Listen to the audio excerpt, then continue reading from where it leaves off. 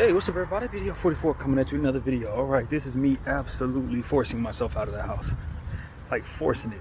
Completely forcing it. Yesterday, I came home after lugging all that rice. And see, this is why I thought it would be a good idea for me to do my shopping on this side of town, because I had some very heavy stuff that I wanted to bring back. I had 2 things of oatmeal I wanted to purchase and 10-pound rice. Since I run through rice so fast, I wanted to get enough to where I didn't have to really purchase it at a high, just keep having to purchase it over and over again. And that particular thing it runs out fast. So my thing is, I can buy that in bulk, but I bought it in Hollywood. So that meant I was going to do my entire walk routine with it on my back, plus everything else that I had to carry. Man, that wasn't horrible. Problem was, I'm stubborn. So when I came in the house, before even sitting down, I did my hundreds. And I'm almost 40, man. My body was not feeling none of that. So last night I went to sleep exhausted. The Laker game lasted double overtime, so I was exhausted. And today I woke up and my body was telling me, don't move, like do not move. But the problem is, I think that only begets more fatigue later, because yesterday's walk on the way to Hollywood, it didn't quite feel I didn't have as much pep in my step, and I knew it was because I slept and laid down all day, having felt sick the day before. So I did more laying around than I ever had since I've been on this side of town, pretty much, because then I wasn't feeling well. So it's like, you're coming off not feeling well, then the next day you do something overly strenuous, and then the following day, how do you follow that up? The way my body was feeling this morning, it was like, stay in bed, watch football. And I'm like, I don't care nothing about that football game, though. To be honest with you, the Chiefs or the Ravens, I don't like either one of those teams like that. So it's like, okay, I got to be back on this side of town be well before 4:30, because that is when Bible study takes place. So at that point, it's like, all right, well, I can at least just get a nice little walk going, and then maybe just kind of come back before that time. So that's the plan. Let's try to get that done early, and then from there, just not really go all the way to Hollywood. Maybe just walk to the train station, walk a little further than that, catch the bus back or walk back, stay in the area, or just walk around some of these surface streets on this side of town. So I ain't figured out exactly what I want to do, but I'm walking the same direction as if I'm catching the train. I'll figure it out by the time I get there. It's almost 12, so I got about 4.5 hours before I have to actually be ready for Bible study.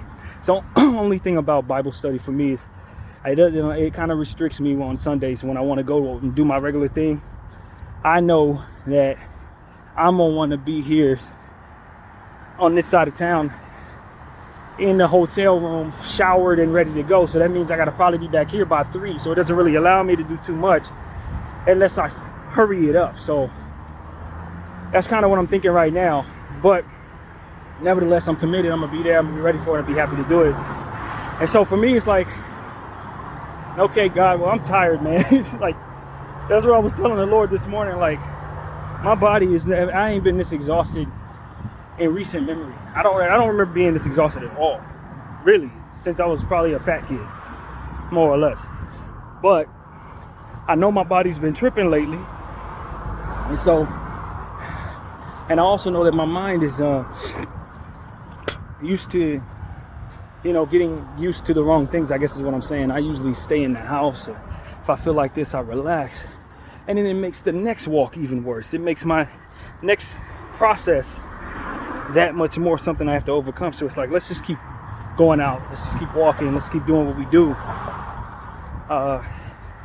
In hopes of trying to get in better shape rather than worse shape. This is the first week where I did my hundreds as much as I did, 4 days in a row of that. And then the day I wasn't feeling good, then coming back to it. So it's like, let's just keep promoting walking and exercise. I'm probably not going to do my hundreds tonight, but let's just keep going. So that's what I'm telling myself right now, man. I'm trying to keep going, but I can tell you, my body is tired. My legs, my arms, my back, all of it. Luckily enough, though, my chest isn't sore or anything like that. That would make it 10 times worse.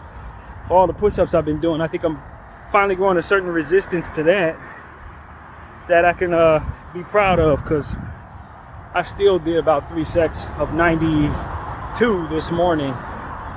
So that's a real feat for me to see where I've come with push-ups.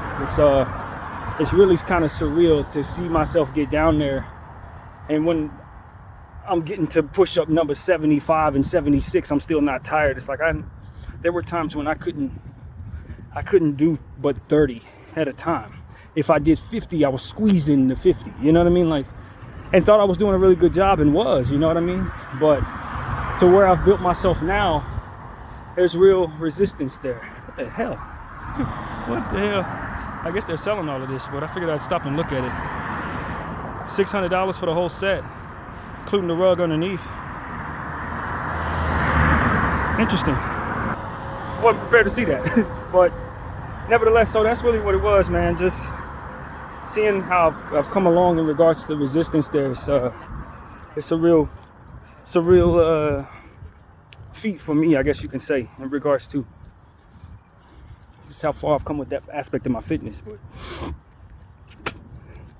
you know, when I committed myself to coming out here today, I was gonna, you know, I prayed about it, and the Lord was telling me, why don't you tell them about the dream you had? Since I'm on a sort of a consistent thing where if I have a really strange dream or a really poignant dream or a really important dream, I'll tell you guys about it. So that's what I had. I had a couple of dreams last night that, yeah, man. You gotta know how my brain works. So I think that's what the purpose of this walk is supposed to really be. Not to tell you I'm tired for 7 minutes, but to actually get into the dreams that I had. So that's what the Lord was basically instructing me to do. I felt, anyway. But yeah, man. So first dream, more or less, was me hanging out with a friend of mine named Bronze. You guys have heard me speak about Bronze a couple of times. She's the one that helped me find this place. She's the one that helped me find the place that I lived in previously. She's been just an angel in my corner helping me. And I haven't spoken to her in a while. You know, she kind of sends me certain things from YouTube and things like that, but I haven't spoken to her in a while. And so it was interesting that she showed up in my dream, because I don't remember her showing up in dreams of mine too many times. And I haven't had a chance to tell her this. I didn't talk to her today to tell her she was in the dream or nothing, but she was in the dream last night, and it legitimately reminded me of a dream that I had about my mom right before my grandmother lost her life. Honestly, that was the type of dream it was. It was one of those dreams where, to just harken back, I think I told y'all about my mom's dream back in the day, but I had a dream that she was carrying a big mattress, a mattress that was as big as a building, up a unstable space. It was like if you see like a trash area and everything's piled on top of it, just trash on top of trash on top of trash. That's what it was. She was trying to carry it was an impossible feat. She was trying to carry up an impossible, unstable terrain, I guess is what it was. Like, carrying something is too heavy, first of all, and it's entirely too big for you. And the foundation from which you're trying to walk wasn't stable. And that was the crux of the dream that I had about my mom. And then my mother, while my mom was up in Oakland, my grandmother ended up having a heart attack, and we did not know it was a heart attack because of the issues that ultimately they shown, which were stomach issues rather than heart issues. And I've told you guys this before, but probably 1,000 videos ago. So that's really what it was. It was my mom blaming herself for not taking my grandmother to the hospital when she was complaining about a stomach ache, which ultimately ended up being heart failure. And that's something I want to tell you guys too. Be very aware of that. Sometimes heart attacks do not show up in the type of symptoms that one would think. She had a stomach ache. She didn't have no heart problems. She didn't even have a minute where her heart was hurt. But when we took her to the doctor, they told us her heart was failing, and that the stomach ache was a symptom of the heart attack. And so my grandmother ended up losing her life within 5 days of that heart attack. And my mom had come back down here. I don't remember exactly how that went, honestly. But I think my mom left my grandmother up there with her stomach hurt. You know, complaining of the stomach ache. And blamed herself for not taking her to the hospital. And it was one of the things where it's like, you know, that was essentially the impossible burden my mother was allowing herself to feel under unstable terrain, for which my grandmother wasn't meant to stay with us in that moment. She had lived to the longest the Lord wanted her to live, so blaming my mom blaming herself was useless. And then furthermore, in that circumstance, you know, the dream was alluding to different things that will ultimately come in after that too. So this dream that I had with Brunzy felt like that one. It felt like that one because what essentially ended up happening was Brunzy's house, she had built a house high in the sky. That's what it was. I went to visit her where she lives out of state. And what I found was she was living in a place that was to be about that tall, where she would need to climb into her house, and her apartment was up there. But it wasn't like you catch stairs or nothing like that. It wasn't like you you know, have an elevator or anything that takes you up there, a crane or nothing. No. You had to climb that. You had to climb it. And the problem is it wasn't sturdy. It was almost like she built it with Jenga pieces or something, or as if she built it that in a way that was not sustainable at all. If anybody climbed up there who was just a little heavier than her, it was coming tumbling down, right? So that's really what it was. It was like, yo, she was like, hey, welcome, Brandon, come on in. And I'm like, come on in? It was and so she was like, just climb on up. I'm like, fam, this is dangerous. This is extremely dangerous. That was what it was. And when I climbed up there, the thing came tumbling down.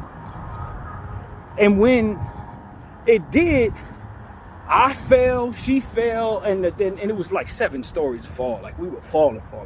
And when I got to the bottom of it, when we fell, all of the what it made the house was everywhere. You could not see where anything was as it pertains to her and her belongings. You just didn't know where all that stuff had went. And so I'm looking around and I'm digging through the rubble. Here goes more rubble references and stuff like that. And when I see her, she's in a bag. And so I get into the bag and I open it up and she's unconscious. I'm thinking, man, she gone. Like I'm thinking my friend had died, like in the fall. But then she ended up waking up out of it. As I opened the bag up to get her out of the bag, she wakes up. And I don't remember much more after that. I think there was more to the dream than that, but that was essentially what it was. But it was almost like, yo, you built a house that only you can live in, and you're inviting people over. That's what it felt like. And it's too high up. You can't, you know what I mean? That's why it reminded me of my mom's dream, because it's like, these are the type of analogies that the Lord throws into my heart to help me understand, like, various different things that allude to things that are either about to happen or have already happened. It's like, no one can live here but you, and it's way too high in the sky. I can't get to that without endangering myself, you, and others. It's gonna all come tumbling down, and when it does, you may not even be able to recognize you. You may not even survive it. Like, that was the type of situation it was, and she was still steadfast. Just come on up, it ain't gonna be no problem. When I got up there, I put my foot on the wrong thing, and the whole thing came tumbling down. And so, luckily enough, I didn't get injured, but the part of her being in a bag disturbed the hell out of me. Because I'm like, why is she in a bag? Why is she in a plastic bag? She ain't gonna be able to breathe in there. How did she even get in there? She wasn't in there when I was up there. But I guess that's what happened when she fell down. When the whole thing came tumbling down, she ended up in a damn bag. So I was really disturbed by that dream. Extremely disturbed by that dream. All right. That was one. There's another dream, and that one was even more real. Brunzy's dream felt like a dream. This felt like somebody had I don't know if anyone's ever if anyone believes in this, if you have believed in this, if you know of this astral projection, if y'all know of anything about astral projection, I can tell you that felt more like my spirit was transferred somewhere else than a dream. I'm gonna tell you the truth. So, and it's a little more fuzzy. I remember less about this dream than I do the other. So I'll do the best I can. More or less, I found myself in a situation where I felt like my whole body and my spirit, as I was going to sleep into this dream, was going into like, if you've ever been to the Haunted Mansion at Disneyland, the rooms before you actually get into where you're going to actually sit down in the ride itself. You see like a dark brownish room with like, make it past this.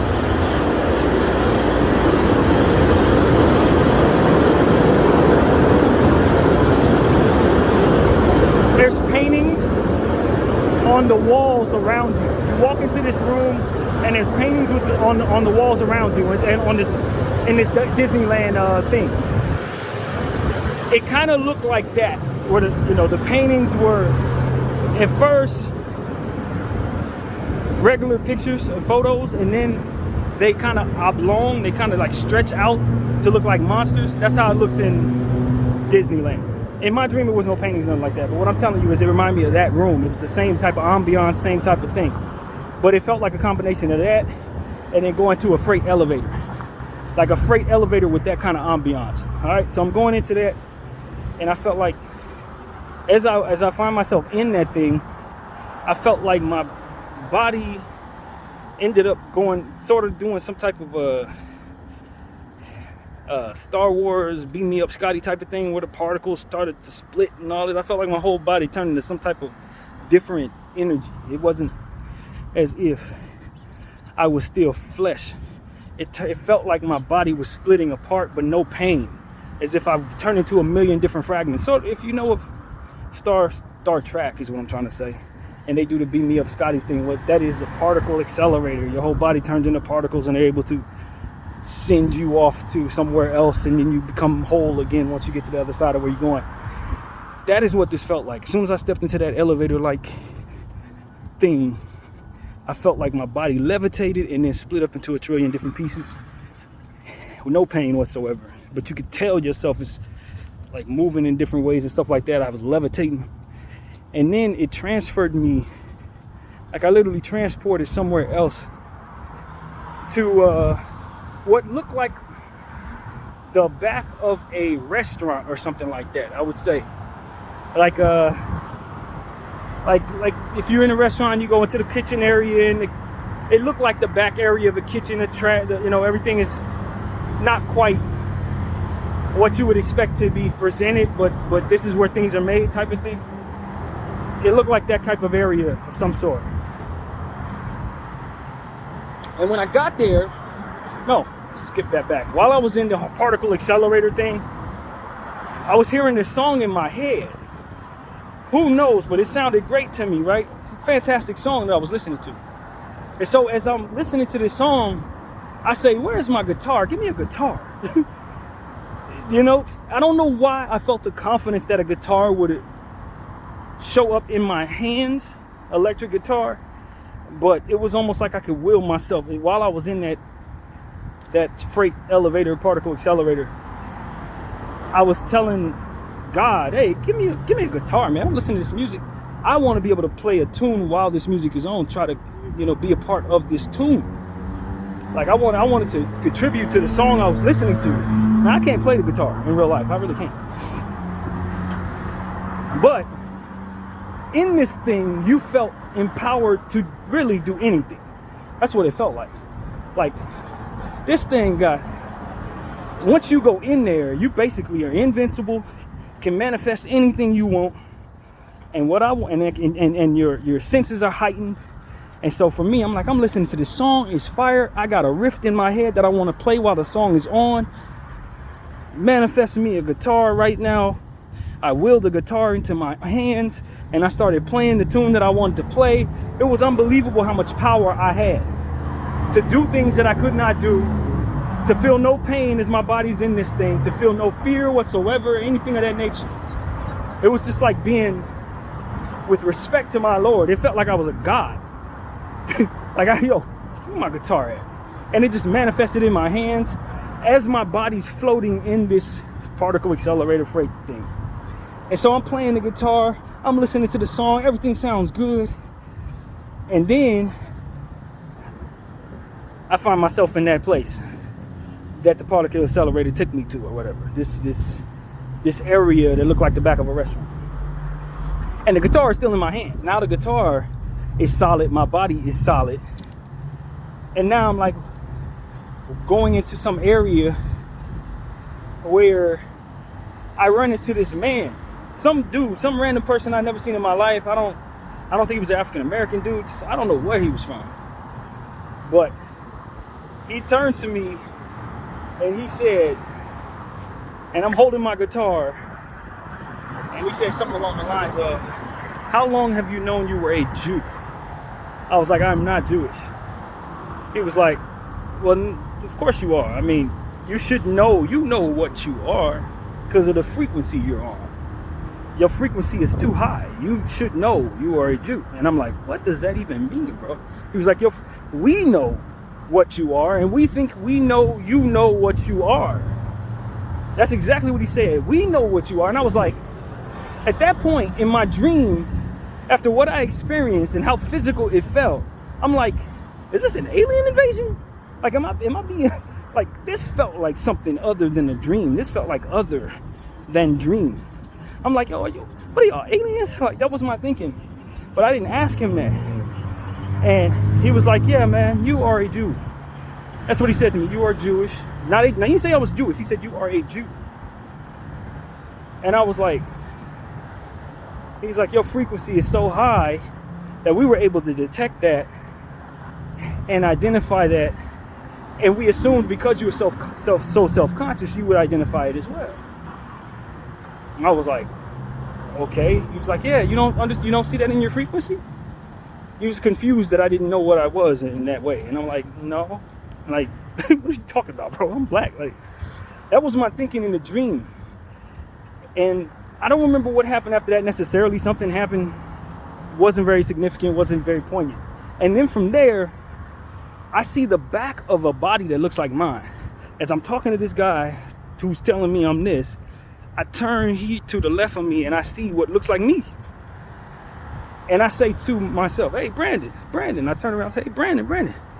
And it turns around, it wasn't me. It was my boy T. It was my boy T and I. The one who I have all my stuff going to his house with my mail. Goes to one of my best friends. And I was like, "T."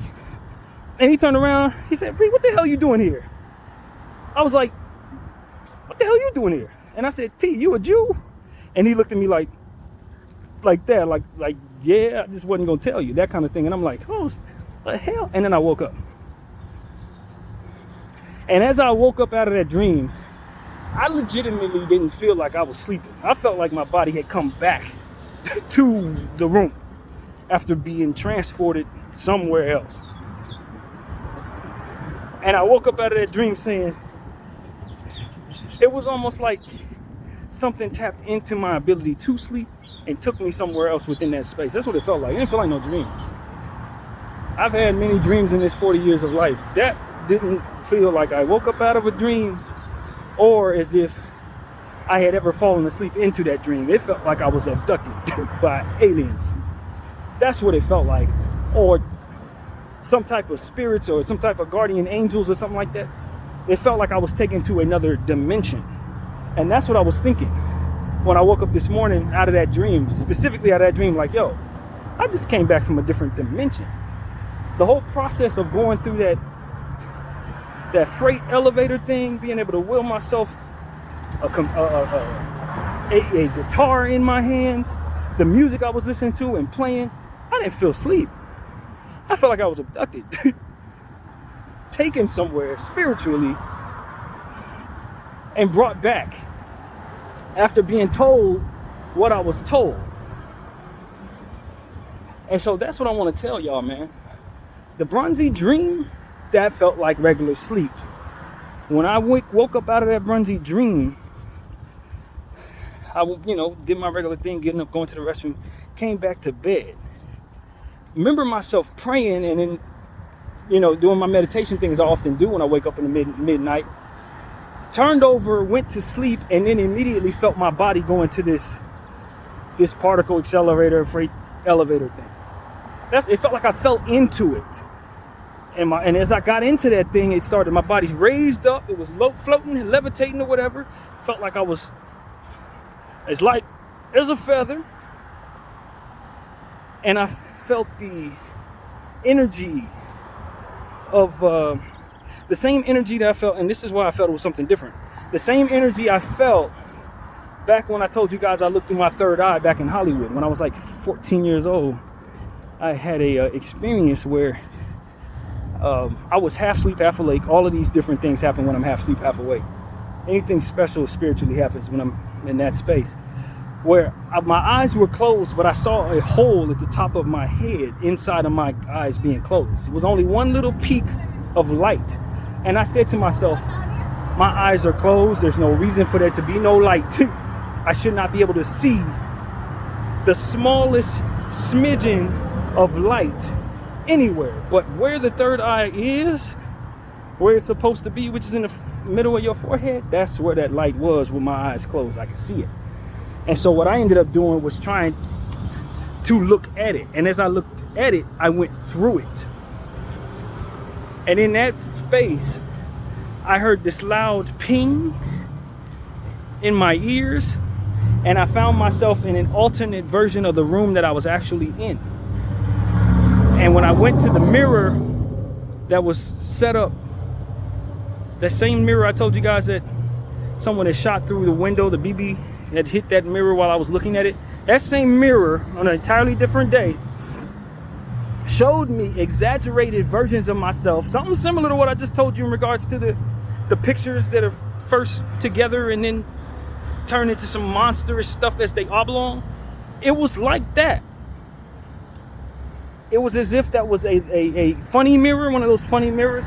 And what it showed me was exaggerated versions of all of my flaws. My nose was masterfully big. My man boobs were like double E's. It was other things about me that I didn't like. My stomach was super huge. It just showed me exaggerated versions of myself that I did not like. And I heard that loud ping and ended up waking out of it after looking in the mirror. That was me looking through my third eye. This felt like that. It felt just like that. It felt like I was looking through my third eye, and this was another version of what that was for me, I think. For that, being in that area that I'm calling particle accelerator, freight elevator with the brown ambiance, that felt the same as the moment I first looked through that third eye window, so to speak. And so that's what I was telling you guys, like, this wasn't just a dream. This was a spiritual experience. This was something else that I ended up experiencing last night. And for me to meet whoever the heck that was, and for him to tell me, like, yo, your frequency is so high, bro. Like, and the thing about it is another thing that kind of made me feel a little strange. The man's voice that I was speaking to sounded like a voice that I heard several nights ago when I told you I was hearing those spiritual energies that was basically telling me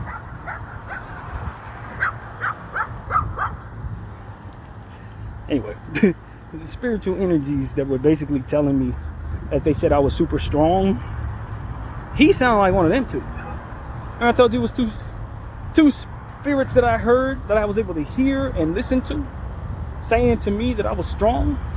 That is exactly what I heard in his voice. It was almost like he was one of them, and I was able to see him outright. That was maybe 4 nights ago. I told you guys that I was half asleep, half awake. He was essentially, it was one of them energies that came by and more or less was telling me that I was strong and I can more or less, I'm waiting for my monthly disability and all that. Remember I told y'all about that? He was it seemed to me that he was one of them too. And he was more or less following up saying, yo, you don't realize what you are? Like, we can tell by your frequency what you are, and we think you know, but you don't know. Same voice. So I'm like, so that's what it is. Also, another weird experience yesterday, man. Yesterday morning, when I woke up out of the, I had set my alarm for 6:30 because I knew they were going to be cutting off the water, even though they literally didn't cut off the water. If that wasn't yesterday, it was the day before. Whatever the case may be. This was a really strange one I forgot to tell y'all about. So I felt like I was on a bus, like a regular bus, MTA bus, like one of these, and I'm sitting in the back of the bus, and it was two dudes next to me. Once again, two spirits, who knows? Two dudes sitting next to me, and they looked at me. Both of them looked at me like this, and then they looked at each other and went, "Yep," and then looked back at me, and I'm like, "What the hell is this? What are they setting up?" Like, and then so I looked to the left of me, just to kind of look away from them, and then my alarm went off, like on cue. As soon as they looked at each other, nodded, looked back at me, I look away, and the alarm goes off to wake me up. I'm like, so that was God waking me up, letting me know that my alarm was about to go off. England. That's exactly what it was. And I was like, and then as I woke up out of it, I was like, yeah, Lord was essentially putting in the vibes that I felt was like, these are two of your guardian angels. And they were letting you know the timing you on in regards to what it is you set up. I'm like, whoa. And these are two regular dudes. They were young. They looked like they were about 27, 26 years old. They not black dudes. It was like Hispanic dudes. And I'm thinking it's going to be a thing. Like, I'm on the bus thinking it's going to be an issue. You know what I mean? Because they looking at each other and they looking at me. I'm like, what the hell? What y'all got on? You know what I'm saying? What I got to do with what y'all thinking about? You know what I mean? I had all these different thoughts going through my head, but I look away like, all right, let me figure out if I got to fight these two dudes, whatever. And then boom, I wake up. Right then I wake up. So it's like, okay, it's a consistency here. Two spirits. And then the voice of one of the spirits is another dude that I'm seeing in this other type of dreamish type thing. I'm like, yo, man, I don't know what's going on in this room, but I ain't had more spiritual moments in that damn room than I've had probably in the last 6 years. And that dream about Brunty that came right before that other thing, it's like, yo, it's too much going on, man. It's too much going on. And I think essentially that's what the Lord wanted me to do, is get on here and try to document that as best I can, as scatterbrained as I am, and as tired as I feel. That was really what this is about, is to let y'all know about all of these different experiences. So yeah, that one was really trippy though, because the timing of which it was like they were letting me know that the alarm was about to go off right then.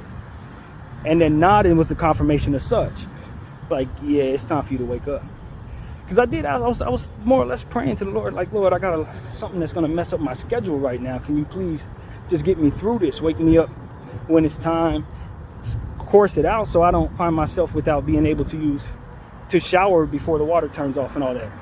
So that's what it was. It was essentially them, while I was in my dream, letting me know that the alarm was about to go off, as to not be caught off guard by that alarm. So I'm telling y'all, man, I've been having all types of spiritual stuff happen in this room, boy. I don't know what it is about this room, but it has been one after another. And last night was the most telling one. I felt like my spirit went somewhere else, and the Lord was right there with me. I didn't feel like it was any demonic energy. I didn't feel like I was in the presence of enemies. When dude was telling me I'm a Jew, I felt like I was in the presence of good aliens. That's what it felt like. Solid allies, but definitely other. Definitely other. And that's what it felt like to me. And they were in human form. It wasn't like dude looked weird. He was shorter than me. Once again, probably of Hispanic origin, or maybe Indian, maybe Palestinian origin. That's what guy looked like. The one that was telling me I'm a Jew. You know, that's what he looked like. Maybe Italian. I wasn't quite sure what his nationality was, but he looked like he was something like that, somewhere in that range. And so, you know, it was just a lot that came with that made me feel like I was having a spiritual experience. And I wanted to share that with y'all. I wanted y'all to know about that. I wanted to immortalize those dreams and these moments, because I may forget about it. And you couple that with everything that's been going on, how tired I felt, even the dang Laker game that went into double overtime and all that. It was a lot, man. It was a whole lot. And that happened over the last 24 hours. And so for me, it was like my body was telling me, let's stay in the house. Let's relax. Let's not really think too much about leaving the house. It's Sunday anyway.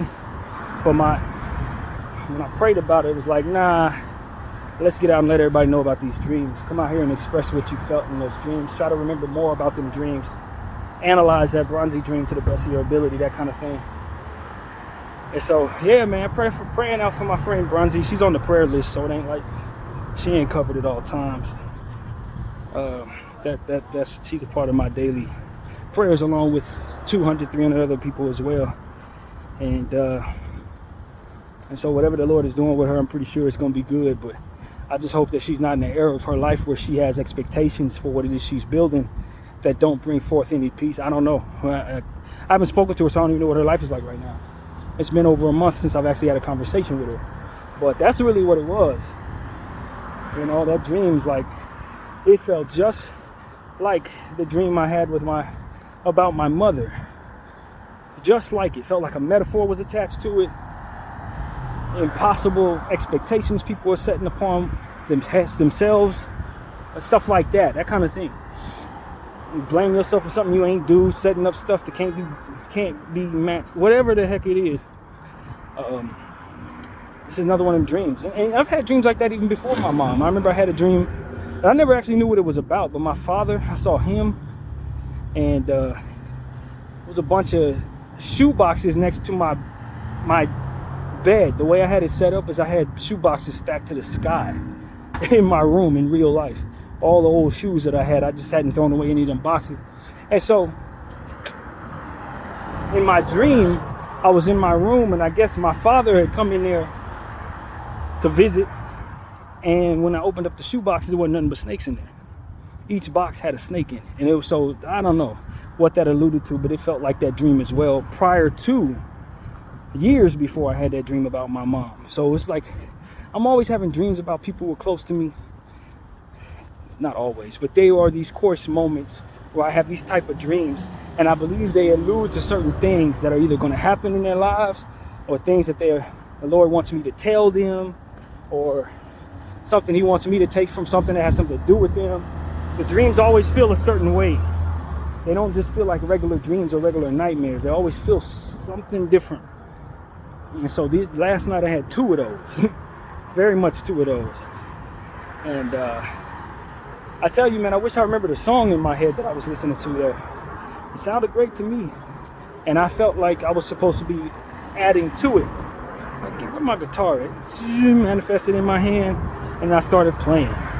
And by the time it was over with, I was where I needed to go. And to me, it felt like, it's almost like elevator music, you know? Like while you're in your elevator, here's some music to make you feel good.